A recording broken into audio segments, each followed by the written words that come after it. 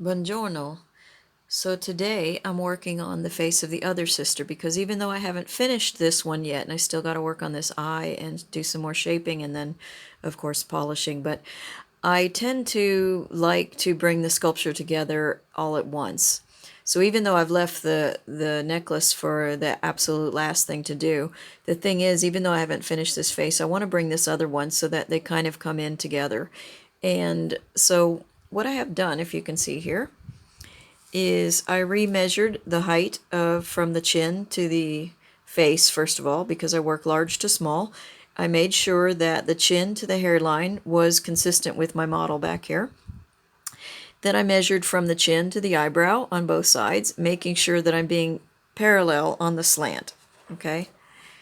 So I need to keep the angle of the face with the nose, the eyes, the nose, nostrils, and the corners of the mouth. Okay? And then the tilt of the chin. I can see I've got to remove a little bit more there. All right. And so then now what you see is that the distance of eyes, generally speaking, but it's something to shoot for, especially on a figure so small. Normally, the length of the eye is also, there's a third eye in between the two, and then you go there. So this and this are equal, but they also have one eye between them. So that's what you see when you see this line, these lines of thirds drawn into the face there. And then the corners of the mouth generally go to the center of the eye on each face.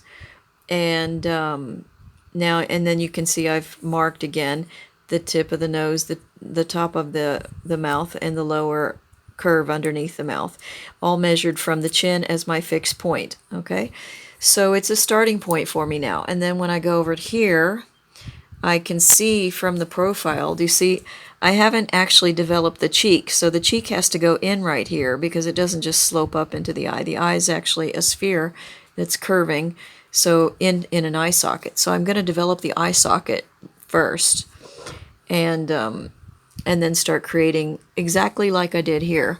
Because here I think you may be able to see that the cheek actually starts sloping in towards the eye there. Still about the level of the nose is the outermost point of the cheek. So it gives that, again, that landscape weaving that happens with the face. All right, wish me luck. Okay, this is Kelly Borsheim. I'm back again, and I want to show you a little secret that I learned back in painting school some years ago.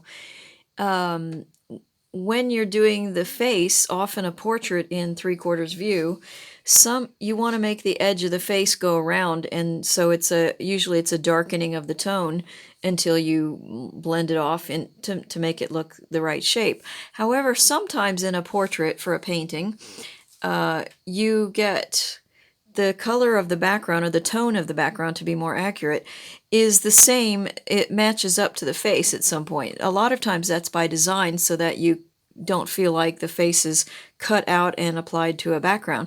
However, if you look at the white marble of the hair here, and I'm trying to develop this shape of the face like this, as I go around, do you see how it kind of disappears? Now, I'm seeing a line right here, but it's actually the hair I'm touching, not the face. Do you see the distance there? So the little trick is to put a piece of paper behind your model. In the painting, you do it on the cast or the model that you're drawing from if you can. And in here, I'm putting it on the actual piece of marble to cover up the marble and give me... Now, do you see how my shape of the face now pops out? Whereas before when I had this, do you see I have a little confusion? What's what? Okay? So that is a huge, huge help. And I can start to develop now this cheekbone and the eye socket with a lot more clarity. So, thanks for watching.